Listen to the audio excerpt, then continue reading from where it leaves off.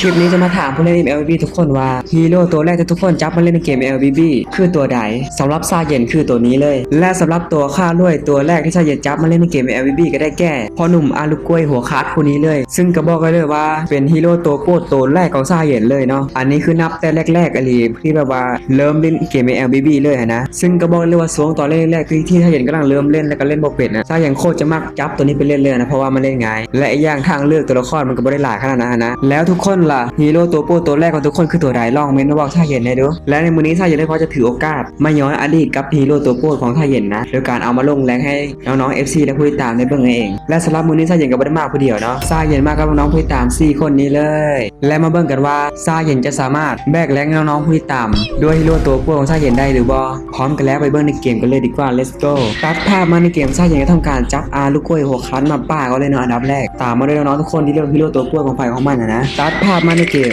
และในตอนนี้ฟังซาเย็นและฟังศัตรูก็ได้พากันเลือกฮีโร่ตัวเช็คกิทเป็นที่เรียบร้อยแล้วเนาะซึ่งแต่ละตัวก็น่าเป็นมิจฉาชีพทั้งนั้นตัดภาพมาในเกมซาเย็นก็ทำการเข้าป่าตามปกติเนาะแต่ที่มันเป็นปกติก็คือซาเย็นจะถึงตาบัฟอีกแล้วนะซาเย็นกับบุ้งไอ้พวกพม่าล่ามันจะมาเคลียร์แค้นซาเย็นอย่างกระดอนะเจอกันที่นี่มีบันเทิงตลอดเลยนะและในตอนนี้ซาเย็นจึงทำการดึงเสื้อกันก่อนเนาะพอหวังว่านักเวทจะมาเติมเลือดนะแต่ว่าซาเย็นก็พยายามเลขแล้วเลขอีกนักเวทแม่งกับบหันมาเบิ่งเลยบ่นำซ้ำเข้าไปตีป้อมเขาอีกซาเย็นจึงอยากส่งคลิปนี้ไปบอกน้องแล้วว่าการุณาใส่ตาอย่าเล่นใส่ตูดเล่นเกมตัดภาพมาจังหวะนี้ซาเย็นก็ได้ทำการจับดาบเข้าไปฟาดฟันศัตรูเพราะว่ากูแค้นและนอนแองแม้อยู่กลางป้อมไปและจังหวะนี้ซาเย็นที่เห็นว่าน้องเองเจล่ากำลังถือลุมประสาท่านซาเลยทำการย้างเข้าไปกันและในมัน22 วิก็จะกลายเป็นปุ๋ยตัดภาพมาหลังจากที่ซาเย็นได้ทำการล้มลุกคู่ค่ำหรือว่าล้มหายตายจากย่างเมามาในช่วงต้นเกมนั่นเองซาเย็นได้ทำการเข้าไปไล่ทำเกมจะได้เก็บคิวแรกออกมาได้หลังจากซาเย็นได้ทำการเก็บคิวแรกคิวต่อไปมันจะไหลมาปานเทน้ำเทท่าเลยนั่นเอง